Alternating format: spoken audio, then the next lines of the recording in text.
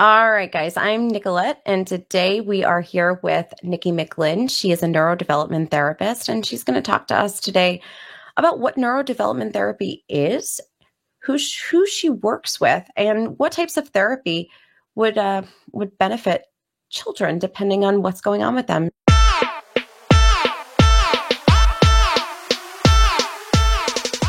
So I thank you, Nikki, for joining me today. I'm so used to saying us because I always have a co-host. So thanks so much. I appreciate your time. No, it's a pleasure. It's a pleasure. I'm really passionate about this because it's something that people don't know a huge amount about. So I am happy to talk to anybody, anywhere, endlessly about it. So I'm very grateful for the opportunity. Awesome. So I shared with you a little bit before, I personally have had my son evaluated for, attention disorders because I thought he was just, I said there has to be something wrong.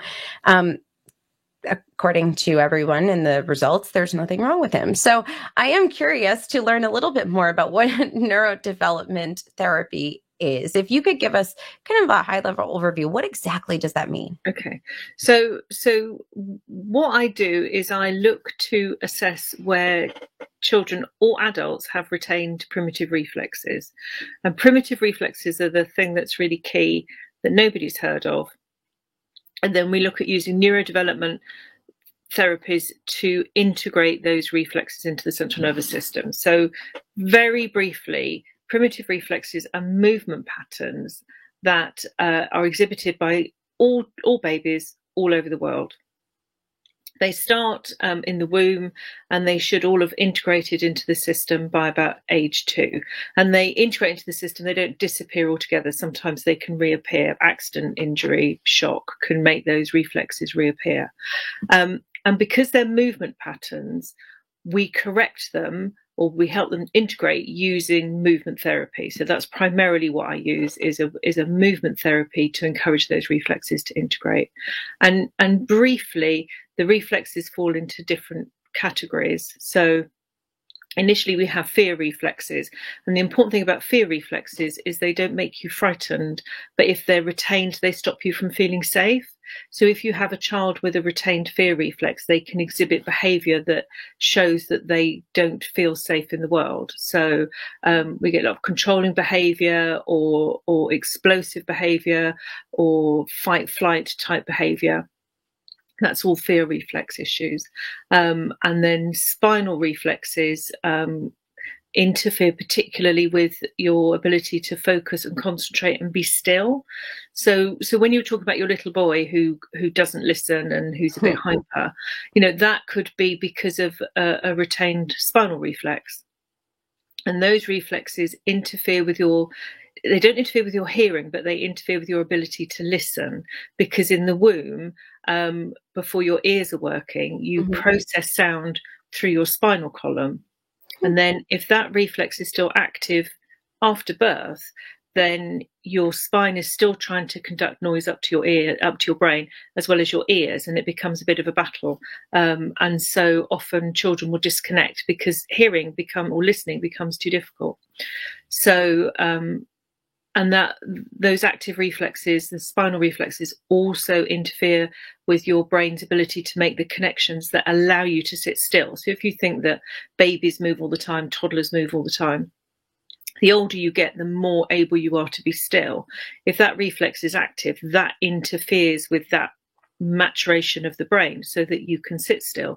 So you see it in children who fiddle and fidget and get up and run around, but you see it in adults as well. People who sit in meetings and swing on their chair or tap their foot or kick. So that's all to do with spinal reflexes. And then neck reflexes will interfere with your ability to process information. So your ability to read properly, your ability to do maths, spatial awareness, organization, all of that is to do with neck reflexes. So I evaluate where reflexes haven't integrated properly, and then we look at specific movements that will encourage those reflexes to integrate. And it's like magic. That's fascinating. So I know I'm going to maybe touch on this in a few minutes, but is there anything that we've done as mothers to cause this to happen? No, I think there's always a number of factors. There's that kind of predisposition. These things tend to run in families. So you have people talk about, it's genetic. Well, the thing about genetic things is that genes can be switched on or off. So just because you have a genetic predisposition towards something doesn't mean to say that you'll definitely have it. Right. But it can give you a predisposition or a susceptibility towards behaving a certain way. If dad has issues or if mum has issues, then sometimes you see that again. And sometimes, often from a reflex perspective, because a lot of the reflexes are involved in the birthing process, then if there's been a tricky birthing process, then sometimes that can activate reflexes or prevent them from integrating properly, or a very stressful pregnancy can do the same. So, if you have a baby who's born by C-section, none of the reflexes that are involved in birthing, and remember their movement patterns, so none of those movement patterns have been able to activate properly. So consequently, you're going to have a child who is more disposed towards having these kind of reflex associated problems. So and then there's other things, how we bring our children up now really doesn't help that whole process, and obviously I'm in the UK and I've had children brought up here, so I don't know how different it is in the States. But we have, we put our children to sleep on their backs, they go in car seats, they go in baby bouncers, they go under baby gyms. We put them in bumbo seats and walkers. And really, babies need to be on their tummies, and they need to be on their tummies as much as possible, because that enables a lot of those reflexes to settle and integrate. When they're on their tummies, the weight of their body is on their tummy, which allows their system to be calmer.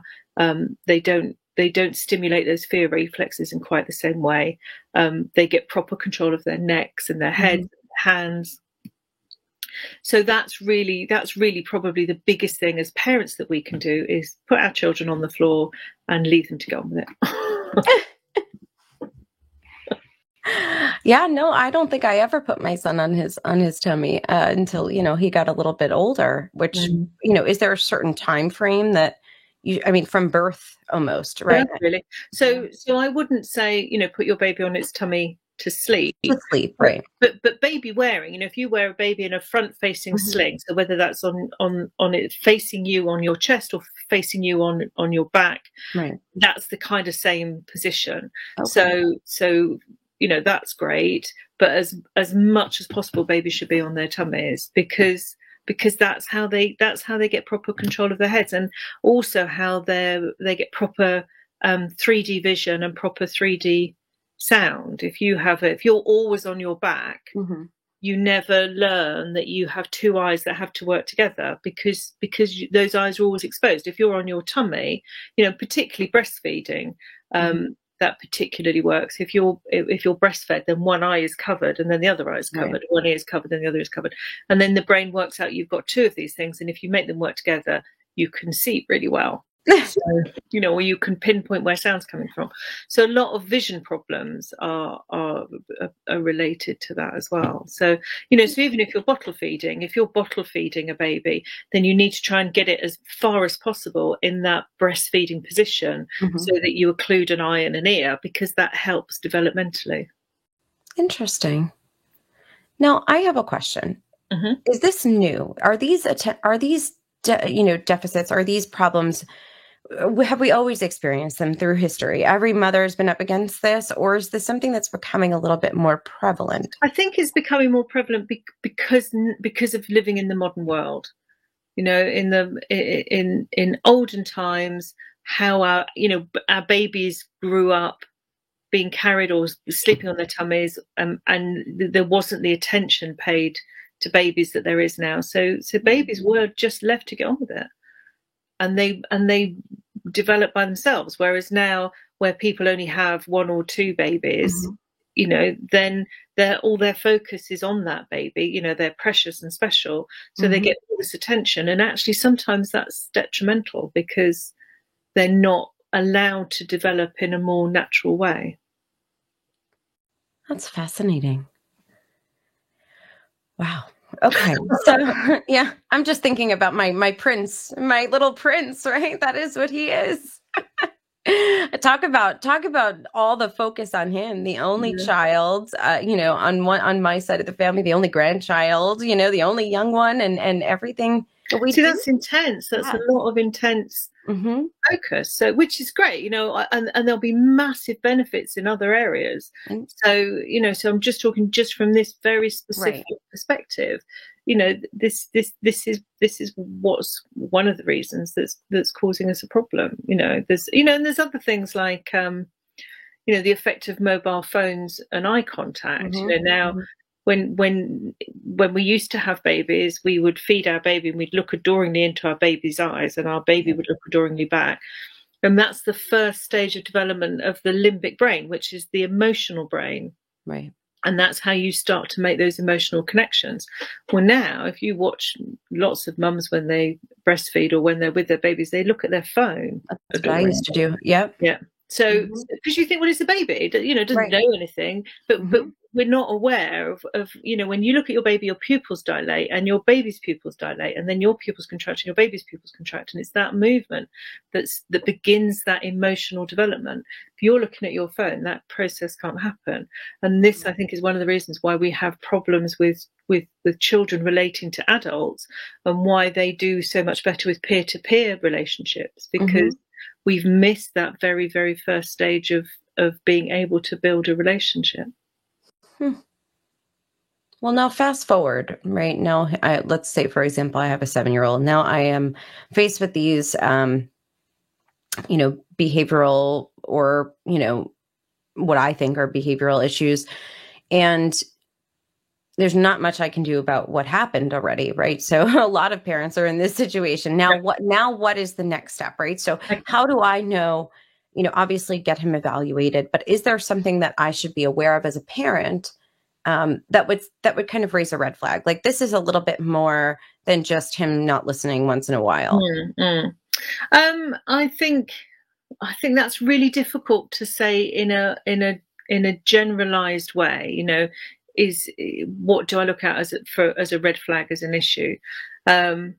And I think probably the best place to get that information is from your school, or other areas in which he spends a lot of time with other children. That will really flag up where there's a problem.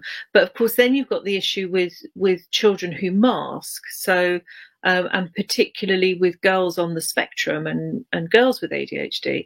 There used to be this idea that autism was a problem that only affected boys, because it wasn't spotted in girls, because girls are much better at being able to control their behavior, see what else is going on with everybody else, and copy that behavior and hide the struggles that they're having. And then they come home and they have a complete meltdown. And then people then go to school and go, what's wrong with my child? And the school, they're fine. What's the problem? So I think it's, reading and understanding, getting information from as many places as possible, and trusting your instincts. As a mum, I think you need to go, well, I know something's not quite right. So then you go and pursue it and see if you can find an answer. And you might find, like I wouldn't wish a 7-year-old boy on anybody. It's a tricky time. But, if you've got a child who doesn't quite fit the criteria for having a diagnosis, but doesn't also quite fit what you would consider to be well behaved, then you've got that kind of middle ground where kids fall through the net, and boys especially, that's problematic, because when they fall through the net, they land somewhere pretty horrid. So and they get in with the wrong crowd, and they get involved in trouble. So it's a good idea, if you think something's not right, is to go along and see somebody independent. So and somebody like me, somebody who can have a look and say, yeah, something's not quite right. And from what you were saying about your son, it sounds like he would have a reflex retained called the spinal galant, which is a reflex that runs either side of the spine, and it interferes with your ability to listen, and it interferes with your ability to sit still, and that you get wriggly, squirmy boys. Bedwetting is another issue. Can't wear tight clothes around their waist. They always push down or pull things up.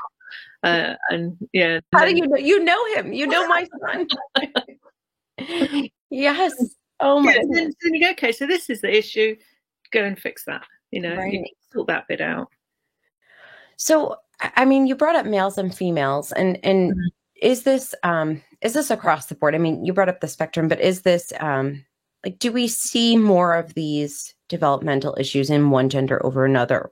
I think so. Male and female brains are built differently. You know, there is a difference between a male brain and a female brain, and one of the things about a female brain is that it has more connections across the two hemispheres. So that you have two hemispheres of your brain. You have a bridge across the middle called your corpus callosum, Mhm. and in female brains, there's more connections between those two hemispheres, which is why women are generally better at multitasking and why girls are better at masking behavior.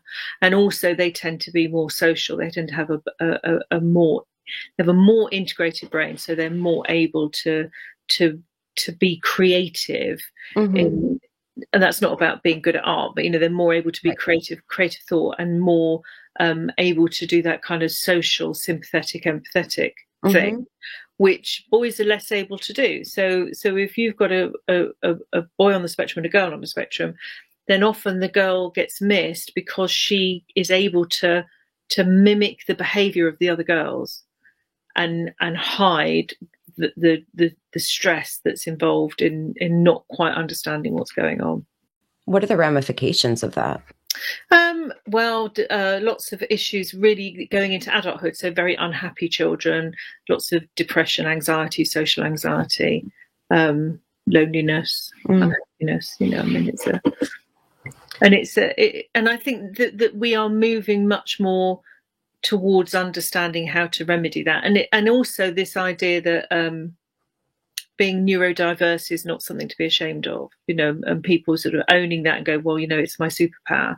And you can see how these things are a superpower, but it's not a superpower if you can't leave your bedroom, if you're too anxious to leave your bedroom. Right. And the more extreme end of spectrum disorders, particularly if you've got somebody who's non-verbal and with pain that they can't talk about and they're still in nappies in their 20s, I mean, that's and older, that's where we need to really start looking at what we can do to help. But we can look at the advantages and disadvantages of having a neurodiverse brain.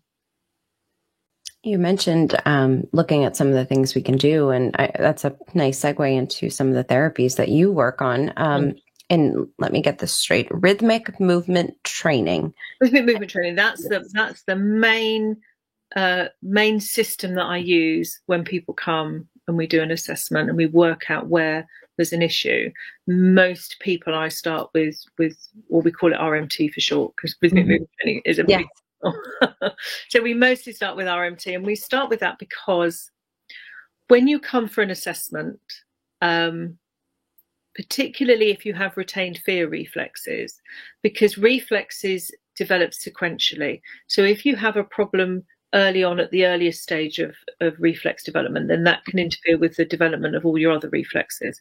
So often people come and we do an assessment, and I do a report, and there's this huge, great big long list of retained reflexes, which can look really daunting. And I don't then work on each reflex individually. I work with the person in front of me. So I look at the person, we work out what's going on, and then we find a movement program that works for them. So a movement program that they enjoy, that feels comfortable, that allows their central nervous system to relax.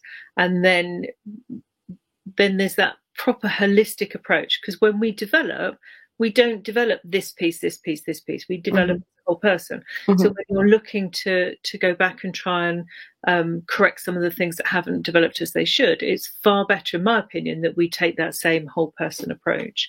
So with rhythmic movement training, we take advantage of the fact that we're very rhythmic beings, and in fact, Bruce Perry, in his new book that he wrote with Oprah Winfrey, talks about the importance of rhythm developmentally for people. So we use rhythm, and we do floor-based rhythmic movements. We start off with passive movements, so the child or the adult lies on the floor and they are rocked in various different directions. And it's that rhythmic, gentle rocking that builds those connections in the brain. Wow. Now, what about the functional reflex therapy? The functional reflex therapy has got nothing to do with reflexes. Just to really confuse the thing, because I'm also a reflexologist. I trained originally as a homeopath and as a reflexologist, and then I kind of got into neurodevelopment. But functional reflex therapy is a really, really simple, simplified version of reflexology that works really, really well for children who struggle with transitions. So it's really good for children on the spectrum, and it's really good for children. It's really good to help children to relax and kind of center and cope with life. And it's something that I teach to parents to do at home to their children. So they come to me, I teach them what to do, and then they go and do that. And in fact, it's the same with RMT. People come to me, we do an assessment, choose a movement program, but it's up to the parents or the caregivers to facilitate that program, and we work collaboratively. So me and the parent and the child, we work together as a team. I'm not I know I've done all the training, but mums know their kids better than I do, and kids know themselves. So we work together to be able to improve things as much as possible. I mean, there is a lot. I was just talking to somebody about this when my son was going through some anxiety. We took him to therapy, and it was during the height of COVID and whatnot. So she was really seeing. We transitioned. Now, she had been my therapist when I had postpartum depression, and she really specialized in children, though, and so I felt comfortable with her, and we did meet her once or twice together. And then after that, they shut down the office, and we started doing the virtual thing, and my son was not feeling that, but she was, she really believed that working with me and my husband, but me, because he really gives me the most problems, working with me would in turn make the difference in that relationship and his behavior. And so at first I was a little angry, I said, wait, I didn't do anything, and I felt like it was if I had the control and the power to make this change, then wasn't it my fault that it was like this to begin with? That's how I felt. Yeah. And and it did make, when I was able to do the things that I needed to do, I did see a difference. Good. Not all the time, and sometimes I failed miserably, but when I was able to, I did see an improvement. Good. Just by changing my behavior. Yeah. Yeah, because it's a dance, when how we communicate with our children, how we communicate with our partners, how we communicate with our friends and family, it's a dance. And if you change the dance, they have to change it too. Otherwise they can't dance with you anymore. So yeah. And when you say holistic, that was another thing I was thinking. When you think of that holistic approach, I was thinking about food, and I had spoken to a therapist once on our other podcast, and she was really adamant about the role that foods play in behavior, and obviously, I mean, we all know. You drink a lot of coffee, eat a lot of sugar, that, those things are going to affect you. I mean, especially for a child.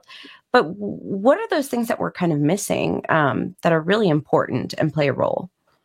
I think that's quite difficult. I think that's like nutrition is a whole massive subject in itself and growing all the time. And I think that sometimes we have to be aware of kind of of why there's an issue in the first place. So yes, you want to avoid processed food as much as possible. You want to cook from scratch as much as possible. You want to avoid sugar. These are the things we know. But if you have a child or an adult who is living in their fear reflexes, so remember, fear reflexes stop you from feeling safe. So if you don't feel safe, you are forever ready to run. You're hyper vigilant, you're hyper alert, you're ready to fight or run or freeze, depending on what the threat is. So if you're living in that state all the time, your metabolism is running fast. And if your metabolism is running fast, then you want to feed that metabolism. Mm-hmm. So this is where you get children who will only eat like beige foods, you know, the children who'll only eat like chips and chicken nuggets and very processed food, Mm-hmm. because that's very easy and quick to convert into energy. You know, you don't have to digest it, you just have to get it in. You know, it all tastes the same. It's generally quite sweet, and it feeds that whole process. And if you're living in those fear reflexes, you'll crave sugar because you need to be ready to run. Because when you eat too much sugar, then that drives your adrenals, which then makes you more hypervigilant. So it becomes a vicious circle. So from my perspective, often with children, if we can calm down that fight flight response, then often they'll be less pushing for the food that we know isn't going to do them any good. So rather than go the other way around and go, right, you can't have any of that food that you want, you have to eat salad and greens, you know, and then you just set up a whole nother battle. Whereas if you can take away that drive for why they want it, then that becomes much easier. That's fascinating. And then the other thing we haven't talked about is hand reflexes or hand mouth reflexes. So you have reflexes in in your hands. When babies feed, they knead with their hands. So there's a link between hands and mouth, and actually feet and mouth as well. But you know, we're talking about hands and mouth. So if you still have hand reflexes present, hand mouth reflexes present, then there is a compulsion to bring your hands to your mouth. So lots of people who compulsively, smokers, nail biters, thumb suckers, often it's because they've got retained hand mouth reflexes. And then often there's issues around feeding and sugar, because breast milk is really, really sweet. So if those kinds of issues are going on, then that's also another reason why you'll end up with somebody who's craving sweet things, because it's soothing, you know, because that sweetness is soothing. So that's another issue that's worth being aware of. Hand reflexes are really interesting. They're massively involved in forming relationships, holding on and letting go, hoarding, friendships. So people who are very thin-skinned take offense really, really easily, but are really awful to other people. You know, that's a hand reflex issue. So where is that developed? When was that?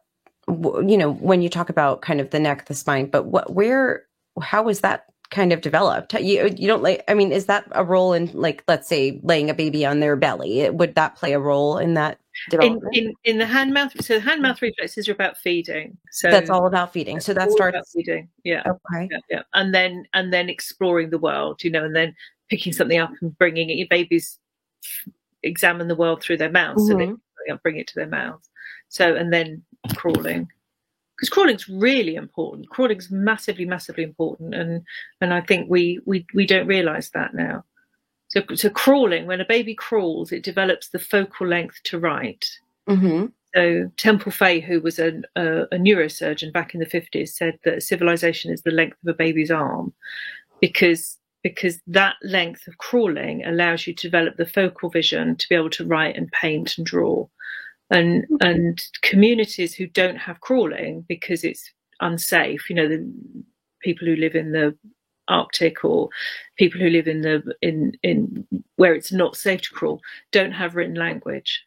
So to have written language, you have to be able to crawl. Wow. So what kind of therapy then what kind of practice do you do with patients who are struggling with this type of development? But we're back to rhythmic movement training, or hand. There's very specific hand massages that we use, or things that involve getting the hands involved. So there are, you know, without coming to see somebody like me, you know, if you've got a child who can't hold a knife and fork, or struggles to hold a pen, or gets really upset if their hands are dirty, or if their mouths are dirty, you know, you just need to do lots of stimulation on the hands. And of course they won't like it because it's uncomfortable, but you just have to kind of override it. So lots of is Play-Doh a thing in the States? Yes. Lots of Play-Doh, lots of hand things, you know, lots of rolling around in the dirt and playing with sand, or playing with corn flour in water, or slimy things or bumpy things. Lots and lots of textures. It was very sensory focused then, in that sense. What you're yeah. And similarly, like with your son, you know, things like climbing and rolling down hills, you know, from a neurological development perspective, from a reflex development perspective, log rolling down a hill is about the single best thing that you can do to develop your brain. Okay. So I think you have a camera in my in my home. So we just bought this house in April, and when we brought my son to the house, we live on a little bit of a hill, and the first thing he did was go to the top of the hill and roll down the whole hill. Fantastic. And of course, I said, "Get up, that's dirty. Get up." And he was like, "I'm going to do it again." And so he did that over and over again. That's the image I have in my head of him rolling down that hill. And he climbs. We have, you know, a kind of a split level, and there's an iron gate in my living room, and he's climbing this iron gate, and my husband's telling him to get down and stop. You're going to break it. But this is what he does, the climbing, the rolling, you know, that I swear, I think you have a hidden camera. You know him so well. And this is the problem, you know, nowadays, you know, I live near a park and there's a big hill. When I was a kid, everybody rolled down the hill. You never see kids rolling down the hill now, because there might be dog poo, they might be, you know, there might be broken glass, there might be, you know, and as mums, we worry. And actually, as mums, we need to chill out and let them be dirty and let them climb and let them fall off things, you know, because on the whole, kids bounce. And so, yeah, I mean, as much of that old-fashioned play really, really helped with brain development. Even nursery rhymes help with brain development. So could it be, is there something in certain children that want to do that have that desire, that maybe they're trying to kind of compensate that's a need? Like when you say that when you're lacking something in nutrient in your body, you crave that nutrient. Is that kind of the same thing? Same thing. So it's just, you know, when kids, because the first sense to develop in the womb is your sense of balance, your vestibular sense. And where that, so to get that to really develop well when you're pregnant is you have to walk and move and, you know, let that baby slosh around in your belly. Nowadays, when we're pregnant, we don't. We go, "Oh, I'm pregnant. I have to have a sit down." You know, when I was pregnant, I'd get up and I'd get in the car and I'd drive to work, and I'd get out of the car and I'd sit at my desk, and, you know, the same in reverse. I didn't do a huge amount of exercise, and I was really, really sick when I was both my pregnancies. I had hyperemesis, so, you know, I'm allowed, but, you know, that then has an effect on the developing fetus, because it's not getting the input it needs to develop its vestibular system. So then you get, and this is why when we have babies, we should throw them around, you know, like dads should chuck babies up in the air, and mums go, "Oh, do that. But that's what they need, you know, they need to be chucked up in the air and rolled around, and because that allows that sense to develop. So then when you've got kids who spin, you know, they spin in the playground, that's what they're doing, you know, where they go, and you go, "Don't do that, you'll make yourself dizzy." But that's the point. They need to make themselves dizzy, and they need to do it in as many different planes as possible. So you need to get your kids on a roundabout, and they need to be sitting up, lying down, upside down, lying sideways, all the rest of it, because all of those different planes allow that system to develop better in their heads. You know, and that's one of the therapies I give people to do. You know, when they come to me, I say, "Right, go home. Have you got a spinny chair at home? Right, sit on the chair." Usually you need to spin them fast to kind of get it out of their system, and then you spin them slowly, and you spin them slowly with their eyes open, with their eyes closed, sitting up, lying down, upside down, because that helps that to develop. And then once their vestibular system is well developed, everything else kind of follows on. And that reminds me, you know, when I was pregnant, I was on bed rest for most of my pregnancy, and you know, the effects of even just having to lay in one place for months, you know, on the developing baby. Wow. Yeah. See, so my daughter's the reason I got into this. Really?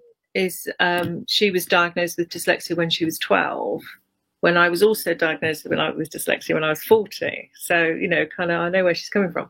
And I didn't want her to have the same experience in life that I'd had. So I looked for something that would help her. So, you know, I spent my life thinking I was thick, you know, that I was stupid. Because I'm dyslexic and dyscalculic, so you know I can't do numbers at all, and I didn't want her to have that experience, so I went to try and find something. But when I was pregnant with her, I was really poorly. I was in hospital on a drip, so I didn't move, you know. And I think, you know, and she was born really quickly. I was in labour for an hour and 15 minutes, so that's a huge shock for a baby to experience. So then that's probably, you know, those are the kind of things that add up to then create problems later on. No, I know I wasn't going to get into dyslexia, but just out of curiosity, you know, when we talk about dyslexia, now is that simply, and educate me, because I only know it from the standpoint of reversing our whatever it might be. Right. Okay. So dyslexia, dyspraxia, dyscalculia are all processing issues. So you can't process the information in the way that neurotypical people can. So your executive function is poor. So there is that, but you see, I never had that. I never had reversing letters. You know, I can read, I can write. I forget letters probably when I write, but what I struggle to do is organize myself. I struggle to get to places on time. I get lost really easily. Can't do numbers at all. So, you know, you give me 2 columns of numbers and tell me one adds up to 100 and one adds up to 10,000. I wouldn't be able to tell you the difference, you know. So it's that processing information that's the problem. But you know, but then going back to this idea of having a superpower, you know, people with those kind of dyslexia, dyspraxia, dyscalculia issues have this incredible broad way of looking at the world. So they look at the world from a very, very different perspective. So, but they're kind of missing the being able to focus and concentrate. So they've got all this stuff, but they're missing this bit. So the thing about doing a neurodevelopment program is that it brings a bit of this in, you know. So you can still do this, but you can do this as well. So, and your daughter differed from? Was she similar to your dyslexia? Yeah, and she's also a bit more ADHD as well. So what types of therapy? I'm sure you've seen some. I mean, doing what you do, right? You had to you put in some work with her. I mean, what is it the same? I can only imagine, because right?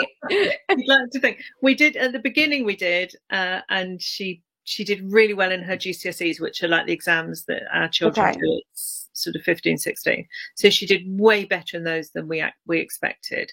And then she didn't want to know. So, you know, and then I did you do this therapy with her?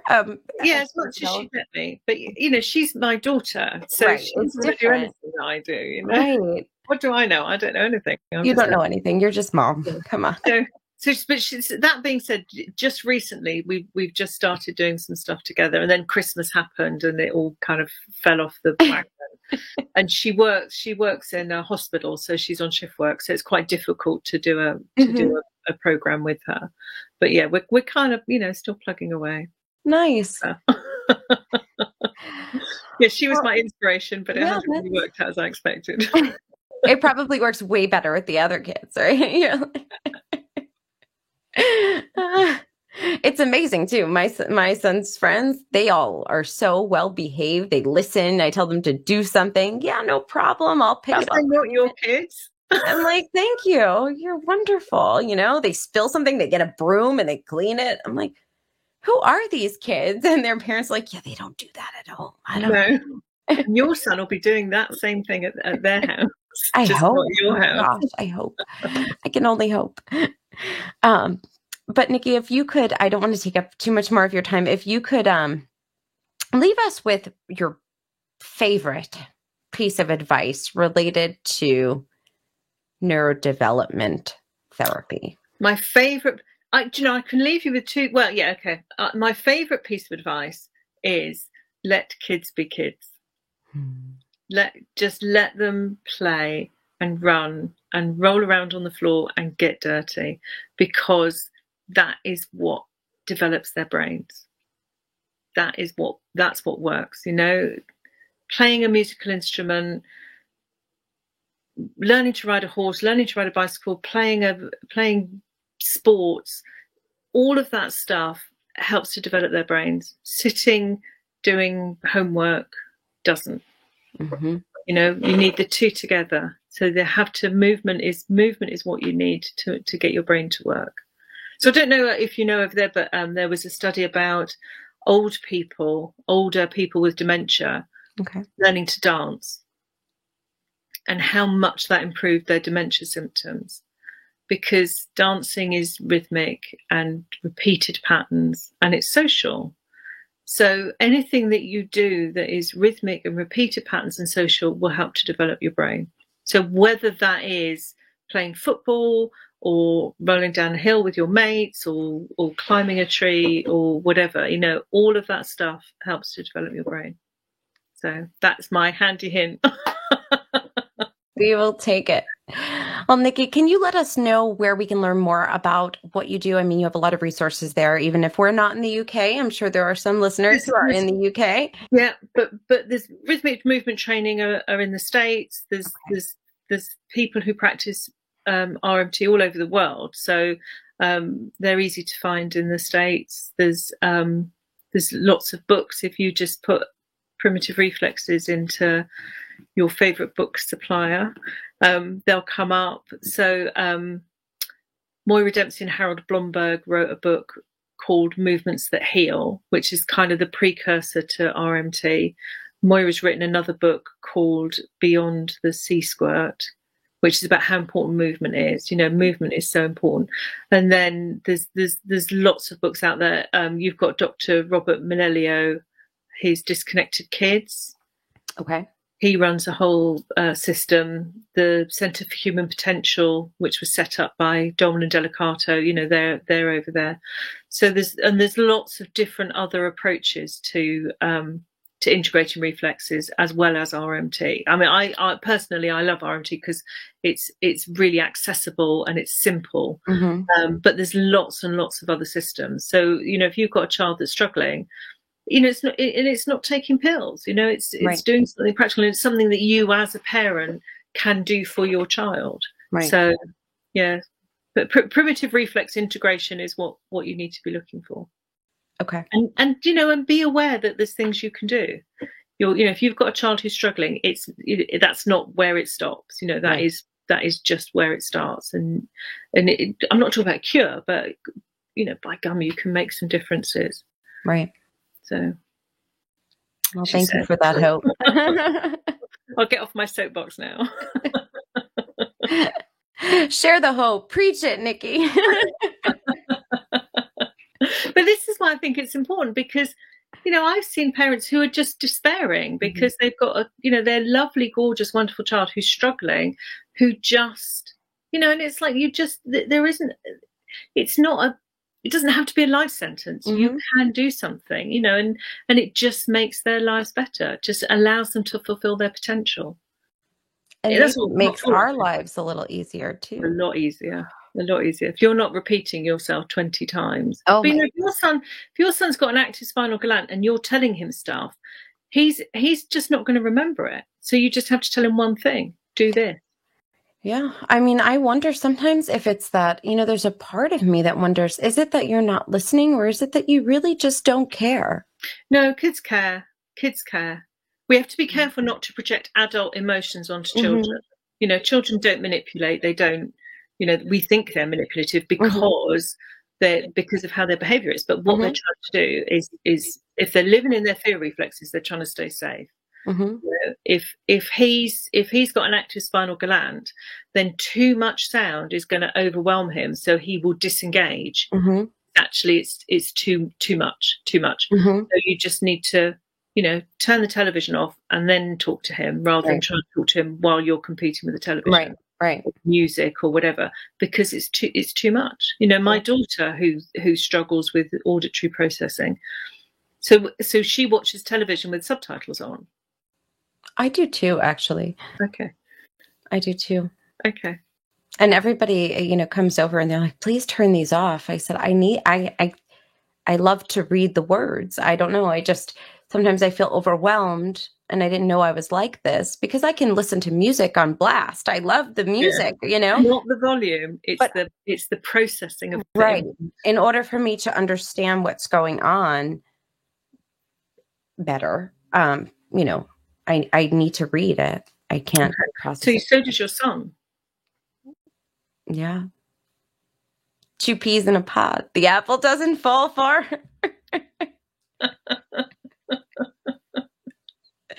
Yeah. And it just comes out differently. I mean, for him than it does for me. I'm able to just turn on the subtitles, and that's what I need. I don't have to disregard everyone around me. And, That's because you're an adult. So you're right. already in control of your environment. Right. He's a kid with this very confusing too much.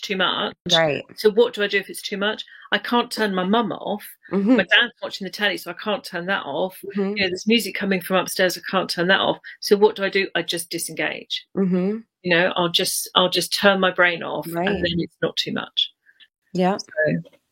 I do know that about my sister is an occupational therapist, and she has always, she's in Boston now, so she's not nearby. But when he was younger, she used to do some things with him, but she could spot him, almost immediately that he can't be in, and I know this about him now.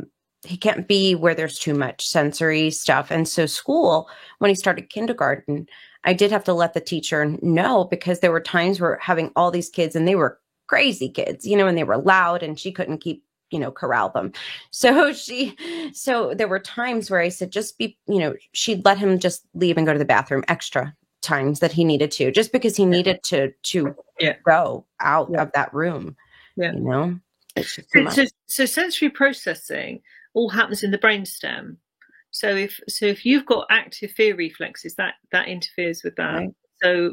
So that's the part of the brain that you need to work on, if that's right. An issue. But sensory processing is often one of the first things that sorts itself out. When we work with brain development, we tend to work the brain develops brainstem first, then the limbic system, the emotional brain, and then the cortex over the top. Okay. And this is your thinking, decision-making brain, mm-hmm. that we expect children to think and make decisions. And this part of the brain doesn't mature until you're 25. So we're expecting children to make grown-up decisions with a brain where this isn't properly in place yet. So when we work brainstem, limbic system, cortex. Mm-hmm. So often where there's sensory processing stuff, which everybody seems to just shrug their shoulders and go, yeah, you can't cope with loud noise, can't cope with mm-hmm. wearing socks. Right, right. But actually, with a neurodevelopment program, often it's the first thing to settle down. Interesting. Wow. Well, Nikki, this has been really inspirational, actually, and hopeful. And, really, that's the mission here, right? Share the hope and let people know that there are options, that's. And right through to adulthood, our brains are plastic. We can change them right up to the point of death. It's never too late. So, we talk a lot about children, but, adults struggle as well. So if you and your son are struggling with similar problems, you can go and get them sorted out together. Right. So interesting. All right, Nikki. Well, I thank you so much for talking to me all about this. This was really helpful. And I'm excited to share this out. And thank you for your time, and thank you for your work that you're doing with children. You're welcome. And anybody, got any questions, come back to me. Anybody else got any questions? I can, as you can tell, I know you love it on this. That's great. That's good though. That's amazing. Thank you. Okay. Well, lovely to talk to you. You as well.